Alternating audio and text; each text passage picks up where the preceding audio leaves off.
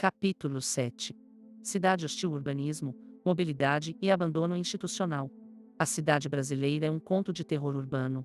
Um thriller de suspense onde o protagonista, a pessoa com deficiência, é perseguido não por um vilão, mas por um sistema. O vilão é o próprio cenário, um labirinto de concreto armado de negligência, onde cada esquina esconde uma armadilha, cada travessia uma roleta russa. O direito de ir e vir, garantido no artigo 5º da Constituição, é diariamente caçado por um urbanismo de extermínio suave. Bem-vindo à cidade hostil. Não é uma distopia futurista. É o seu bairro, a sua rua, o caminho para o seu trabalho. E ela foi projetada, com precisão burocrática, para te dizer: você não é bem-vindo aqui. Urbanismo do extermínio suave, calçadas inexistentes, semáforos mudos, ônibus altos. O extermínio não começa com um tiro. Começa com um degrau. Com uma calçada quebrada. Com a ausência pura e simples do chão. Dados do Censo 2022 mostram que 16% da população brasileira, 27 milhões de pessoas, moram em ruas sem calçadas.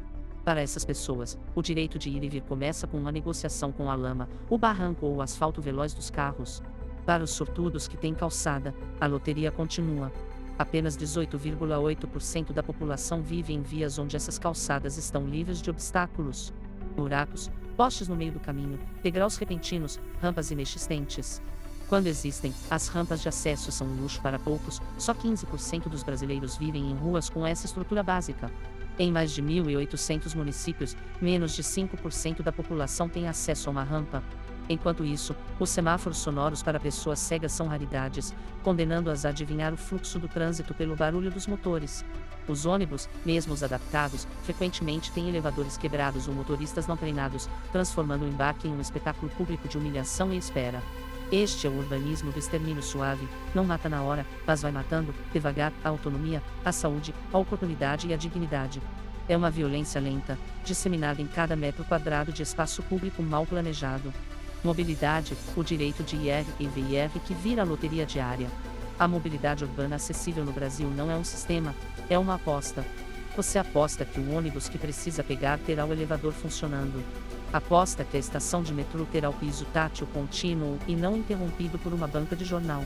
Aposta que, ao descer do trem, encontrará uma rota acessível até a rua, e não uma escada intransponível anunciada por uma placa de acesso alternativo que te leva a uma volta de 15 minutos. A legislação, como sempre, é bonita no papel. A Lei de Cotas para ônibus, Lei 8.987/95, e a própria LB determinam uma frota acessível. A realidade é um escárnio: cerca de 88% dos municípios brasileiros que têm transporte por ônibus não atendem a essa exigência. Isso significa que, para milhões de pessoas, o transporte público simplesmente não existe como opção viável. O direito à cidade, portanto, tem um CEP. Se você mora em um bairro periférico servido por uma única linha de ônibus inacessível, seu mundo encolhe para o raio de ação que suas rodas ou sua bengala conseguem alcançar. Empregos, hospitais especializados, universidades, cultura, tudo isso vira a paisagem de um lugar distante, visto da janela de um ônibus que você não pode entrar. É a segregação espacial institucionalizada, financiada com o dinheiro dos nossos impostos. O centro acessível, que é o M, a ilha no MAR de obstáculos. Diante da denúncia, o poder público costuma apresentar sua cartada retórica: o centro acessível ou o corredor modelo. É uma intervenção pontual, geralmente em uma região nobre turística, com calçadas rebaixadas, pisos táteis e semáforos sonoros. É a vitrine da cidade inclusiva. Aqui reside uma das falácias mais cruéis do capacitismo urbano. Esses espaços não são inclusão, são ilhas de acessibilidade em um oceano de obstáculos. De que adianta um quarteirão perfeito no centro se, para chegar até ele, uma pessoa usuária de cadeira de rodas precisa enfrentar dezenas de quarteirões intransitáveis? De que adianta um teatro com rampa se não há um único ônibus acessível que leve até sua porta? Essa estratégia transforma a acessibilidade em um produto de consumo, não em um direito.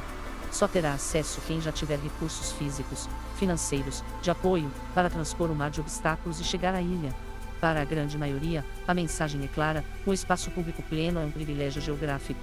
O resto da cidade, o território do cotidiano, permanece como o santuário da exclusão, intacto e inquestionado. Caso é Rio São Paulo, as cidades que sediam mega-eventos e ignoram seus cidadãos. Nenhum exemplo mais emblemático dessa esquizofrenia urbana do que as duas maiores metrópoles do país. O Rio de Janeiro gastou bilhões para sediar a Copa do Mundo de 2014 e as Olimpíadas de 2016. Estações de BRT foram construídas, o VLT foi implantado. No entanto, Passados anos dos eventos, relatos de elevadores quebrados, plataformas com desníveis e falta de manutenção são constantes. A acessibilidade foi medida temporária para uma imagem internacional, não política permanente para sua população.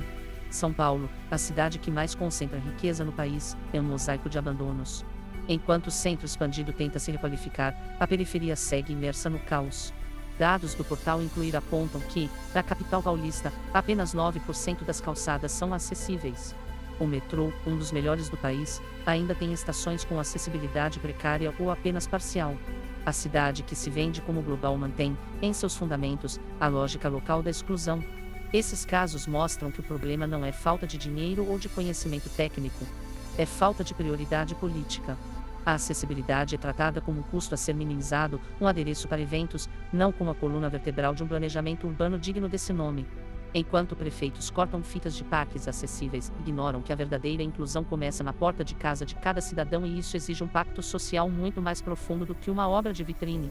Conclusão: a cidade que ainda não é de todos. A cidade hostil não é um acidente. É um projeto. Um projeto que decide, a cada investimento, a cada licitação, a cada prioridade orçamentária, que a vida de uma pessoa com deficiência vale menos. Vale menos concreto, menos asfalto, menos tecnologia, menos cuidado. Desmontar esse projeto exige mais do que leis que já temos de sobra. Exige uma revolução atitudinal no urbanismo. Exige que a pergunta "isso é acessível?" seja a primeira pergunta de qualquer projeto, não a última. Exige que paremos de celebrar ilhas e passemos a drenar um oceano de obstáculos. Exige que entendamos que uma calçada acessível não é um favor ao deficiente, é um indicador civilizatório. É a prova de que uma sociedade finalmente entendeu que o espaço público só é público de verdade quando for possível, seguro e digno para todos. Enquanto isso não acontecer, continuaremos vivendo em duas cidades sobrepostas, uma, a dos corpos ágeis e apressados, outra, a dos corpos obstruídos e barrados. A tarefa do nosso tempo é fazer com que essas duas cidades se fundam em uma só. Até lá, a cidade hostil seguirá erguida, pedra por pedra, como o maior monumento ao nosso fracasso coletivo. Próximo capítulo, no capítulo 8, migramos do concreto para o código. Em tecnologia, inovação e exclusão digital, veremos como o futuro, que prometia ser igualitário, está sendo construído sobre os mesmos velhos pilares do capacitismo. Prepare-se para a frustração e guites.